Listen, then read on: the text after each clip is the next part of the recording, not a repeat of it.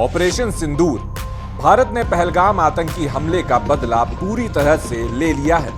मंगलवार की रात 1:05 से लेकर रात के 1:30 बजे तक पाकिस्तान पर बरसी आग, क्योंकि भारतीय सेना के वीर जवानों ने एलओसी के अंदर जाकर पाकिस्तान में आतंकियों के 9 ठिकानों को तबाह कर दिया। भारतीय सेना ने एयर स्ट्राइक कर 24 मिसाइलें दागी, जिसमें लगभग 100 आतंकी ढेर हो गए। आपको बता दें कि इस तबाही से पाकिस्तान पूरी तरीके से हिल चुका है। आतंकी गतिविधियों पर रोक लगाने के लिए भारत ने ये एयर स्ट्राइक किया और जैश-ए मोहम्मद के 4, लश्कर-ए-तैयबा के 3 और हिजबुल मुजाहिदीन के 2 हेडक्वार्टर, लॉन्च पैड्स और टेरर कैंप्स को बर्बाद कर दिया। 22 अप्रैल को पहलगाम में आतंकियों ने महिलाओं के सामने उनके पतियों के सिर में गोली मारी थी। ये बहुत गहरे जख्म हैं, जिन्हें वो महिलाएं कभी नहीं भूल पाएंगी, जिन्होंने अपना सुहाग इस हमले में खो दिया। ऐसे में जब भारत ने इन आतंकियों को जवाब दिया तो ऑपरेशन का नाम सिंदूर रखा। ऑपरेशन सिंदूर से बेहतर नाम इस हमले का शायद हो ही नहीं सकता था। यह ऑपरेशन उस सिंदूर का बदला है जो बैसरन घाटी में सुहागनों के माथे से पोंछ दिया गया और उनकी मांग हमेशा के लिए सूनी कर दी गई। इस पूरे ऑपरेशन की जानकारी देते हुए विदेश सचिव विक्रम मिस्री ने प्रेस वार्ता कर जानकारी दी और कहा कि पाकिस्तान हमेशा से आतंकवाद को बढ़ावा देता रहा है और भारत ने सिर्फ और सिर्फ पहलगाम पर हुए हमले के बदले में अपने अधिकारों का इस्तेमाल करते हुए इस स्ट्राइक को किया है। 22 अप्रैल 2025 को लश्कर-ए-तैयबा से संबंधित पाकिस्तानी और पाकिस्तान प्रशिक्षित आतंकवादियों ने भारत में जम्मू और कश्मीर के पहलगाम में भारतीय पर्यटकों पर बर्बरतापूर्ण हमला किया। 25 भारतीयों और 1 नेपाली नागरिक को कायरतापूर्ण मौत के घाट उतार दिया गया। मुंबई के 26 नवंबर 2008 के हमलों के बाद यह भारत में हुई किसी आतंकवादी हमले में मारे गए आम नागरिकों की संख्या की दृष्टि से सबसे गंभीर घटना है। पहलगाम का हमला अत्यधिक बर्बरतापूर्ण था, जिसमें वहां मौजूद लोगों को करीब से और उनके परिवारों के सामने सिर पर गोली मारी गई।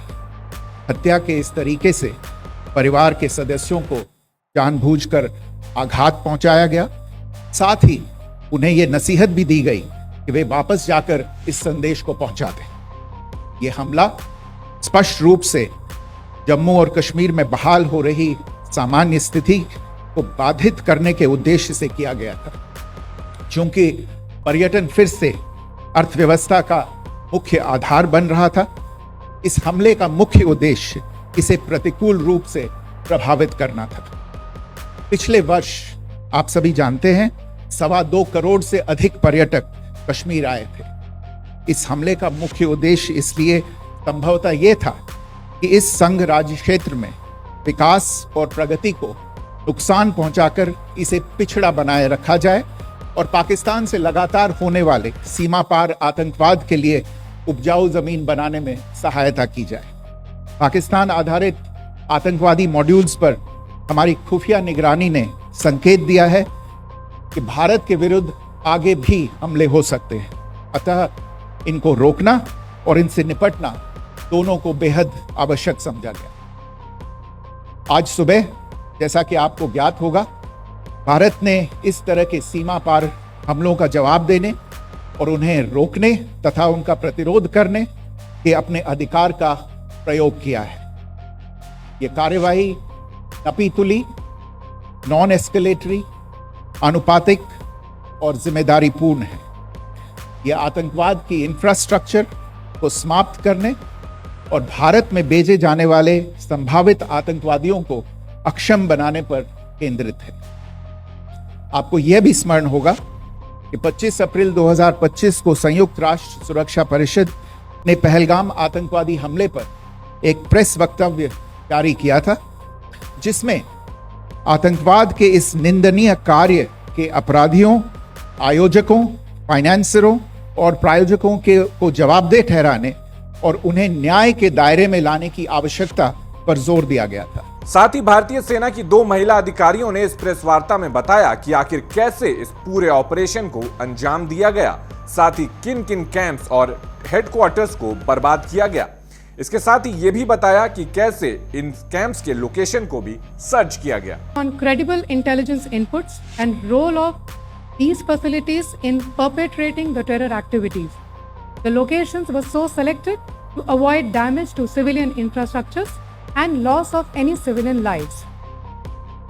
This was done with due diligence, and the camps selected for targeting and their engagement will now be shown to you one by one. POJK के टारगेट्स मैं आपको बताना चाहूँगी। सबसे पहले सवाई नाला कैंप मुजफ्फराबाद, जो कि POJK के लाइन ऑफ कंट्रोल से 30 किलोमीटर दूर है। यह एक लश्कर तोयबा का ट्रेनिंग सेंटर था।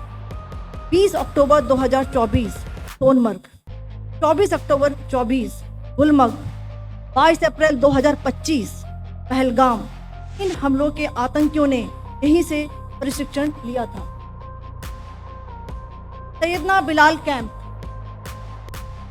जफराबाद, यह एक जैश ए मोहम्मद का स्टेजिंग एरिया है। यह हथियार, विस्फोटक और जंगल सर्वाइवल ट्रेनिंग का केंद्र भी था। फुलपुर कैंप कोटली, यह LOC से 30 किलोमीटर दूर था। लश्कर तोयबा का बेस था, जो रजौरी पुंछ में सक्रिय था। 20 अप्रैल 2023 को पुंछ में और 9 जून 2024 को तीर्थ यात्रियों के बस हमले में यहीं से आतंकी को ट्रेन किया गया था।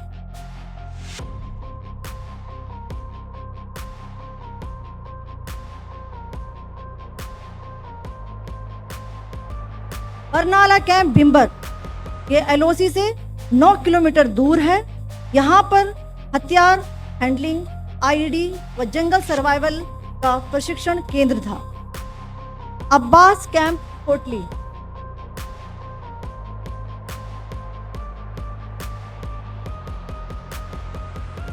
यह LOC से 13 किलोमीटर दूर है। लश्कर तोयबा का फिदाइन यहाँ तैयार होता था।